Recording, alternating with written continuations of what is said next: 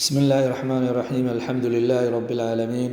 ثم الصلاة والسلام على رسول الله وعلى آله وصحبه وسلم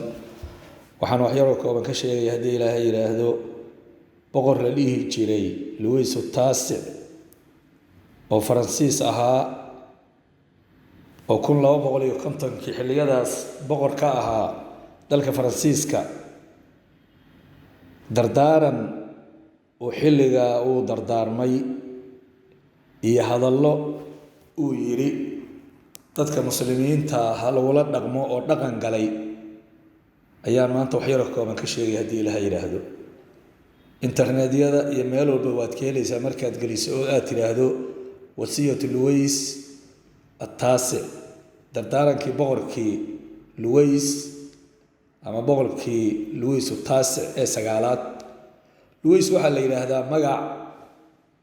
ama la dhihi jiray magac boqorada Faransiiska ay la baxaan sida faraacinada iyo qiyaasirada iyo oo taxana ahaa laana isagu sagaal buu ahaa boqorkii 16aad 1700 iyo xogaagii ayaa thawra Faransiya ay marka xukunka kala wareegtay kadibna Faransiisku dawladda Almaaniya oo ilhaad ay noqdeen marka ninkaasi xilliga ayuu boqor ka ahaa boqorkaas dagaal wuxuu ku jiray la dhihi jiray al-hamla as-saliibiyya as-saabi'a dagaalkii toddobaad ee kristaanka dadka kristaanka ay ku soo qaadeen dhulyowga muslimiinta ayuu marka hogaaminayay marka waxaana ka horeeyay dagaalkaas 6 dagaal oo ay ku soo qaadeen dhulkii muxuu ahaa dhulkan Baytul Maqdis iyo Sham iyo Masar iyo mar way qabsadeen oo 90 sano ay haysteen Salaahuddin Ayyubi ayaa ka xoreeyay marka dagaalkaas toddobaad ayuu hogaaminayay ciidan kumaan ah ayuu Masar ku soo weeraray Masarna waxay u doorteen waxay ahayd meesha caalamul islaam lagaga taliyo awood ahaan xaruntii muslimiinta ma aysan ahayn laakiin waxay ahayd dhul iyo dad waxay ahaayeen xadaarad fog leh islaamkuna aqoonta islaamka iyo dadka wax gala inta badan xoogooduna ay ku noolaayeen tira ahaanna dad fara badan bay ahaayeen marka Masar buu soo weeraray dagaal muddo dheer socday gaaladii waa la jabiyay dad gaariya 10,000 ilaa 30,000 baa meesha lagaga dilay wax yar maan inta kale waa wada la waxna gacanta lagu dhigay isaga laftiisina waa la qabtay taariikhdu marka waxay ahayd 8 Febraayo 1250 ninka marka meesha dagaalku ka dhacay waxa meel la yiraahdo macrakatul mansuura waa macrako taariikhda gashay oo waxay ahayd oo aad muxuu ahaa muslimiintu Ilaahay subhanahu wa ta'ala guul fiican uu siiyay ninka markii gacanta lagu dhigay waa la xiray meel qalcada ayaa lagu xiray qalcadii markii lagu xiray ayuu markaa fakiray wuxuu yiri dadka muslimiinta ah waad aragtaan intaas oo qarniyada weeraraysan waxna waad ka qaadi weyseen muslimiina dagaal wax loogama qaadee bal maskaxda ka shaqaysiyo khidad kale bal muxuu ahaa keen dhowr qodob buu qoray marka oo uu kula talinayo jiilasha dambe oo reer galbeedka ah inay ku dhaqmaan muslimiintana ay sida ula dhaqmaan oo dagaalkan tooska muwaajahada ay ka daayaan waxa la dhihi wuxuu marka kamid ah qodobada uu qoray ama warqada uu ku qoro dardaaranka oo iyaga kula dardaarmayo ishaa'atu al-furqati bayna qaadati al-muslimiin dadka muslimiinta u taliya oo madaxda ah mar walba in balaayo la dhex dhigo oo la isku diro hadday madaxa isgashadaan marka la sii buunbuuniyo qarash lagu bixiyo waqti la galiyo sidii u sii kala fogaanayeen wada aragtay wadada muslimiinta dhibka maanta haysta annaga ba ka soo qaadba waxa kale qodobka kale uu ku yiri عدم تمكين بلاد العربية والإسلامية أن يقوم فيها حكم صالح دولك عربتا أما دولك مسلمين أما دولك إسلامك وإن لقى إلالية أو لقى لدقالما حكم وناكسن إنه كهنا قاضي أما وكدشو دولد وناكسن إنه كدلته waa in lagala dagaalama ayuu yiri wada kasta loo maro qodobka saddexaad wuxuu yiri ifsaad andimat al-hukm fi al-bilad al-islamiyya dadka xukunka haya oo dadiyowga dhulka muslimiinta ka taliya madaxda noocaas in la fasahaadiyo oo lagu fasahaadiyo birishwati laaluush iyo alfasaad corruption wax isdaba marin khiyaano maalka umada ay maaragtay ay xadaan iyo tumashada dumarka markaa in dumarka la tuntaan in lagu fasaadiyo oo lagu dhiiri geliyo inay maalka umada xadaan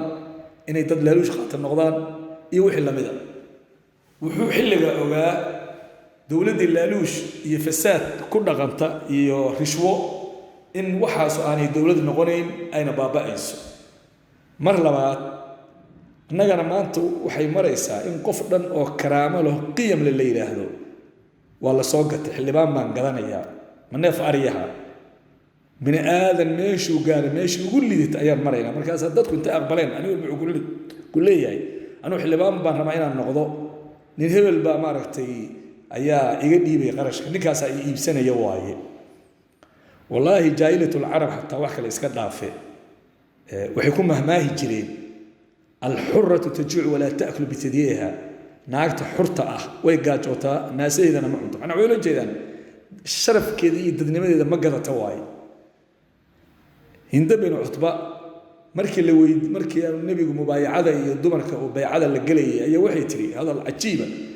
wala yasriqna wala yasnina markii la yiri aw hurratu tazni ma qof xor ah oo qiimo laha zinaysatay tiri way la yaabta marka sidaas marka ay ahaayeen hatta carabti jaahiliga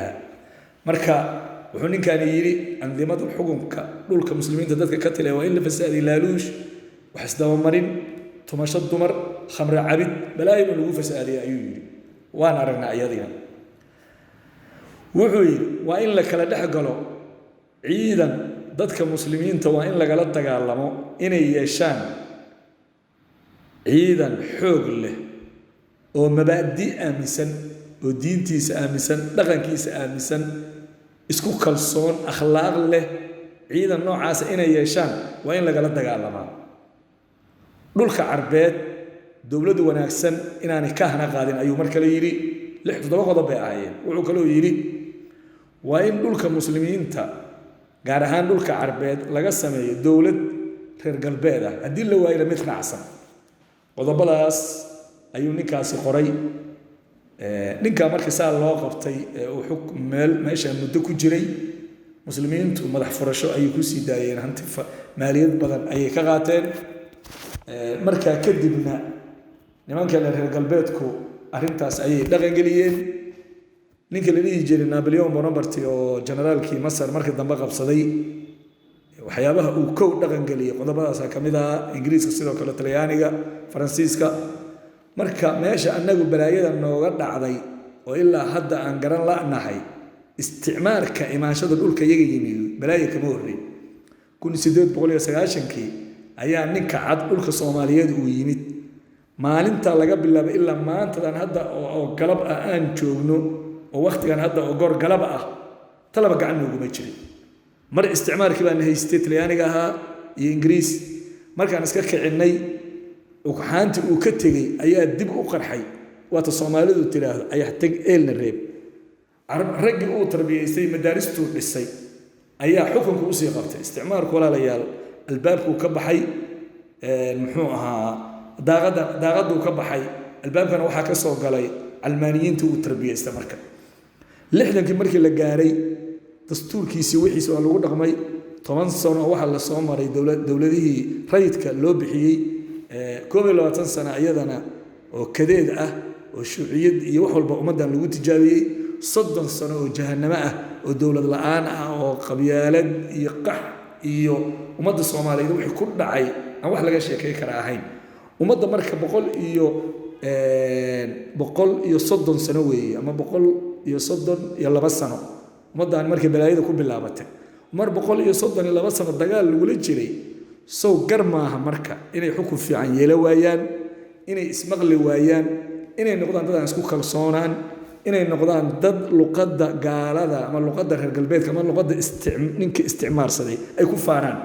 dhaqankooda ay ka faanaan marka walaalayaal ilaahay hana badbaadiyo intaas ayaan rabaa inaan idinla wadaago xaqiiqatanna haddaanan taariikhda dib loo akhrin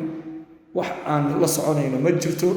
noloshuna markaa waxay iska noqonaysaa mid gebi dhaclayn ah oo nolol hamaji ah oo indhala-aan ah marka inta ayaan maanta hadalkii kusoo koobaya wabillahi tawfiiq wasalaamu calaykum waraxmat ullaahi wabarakaatu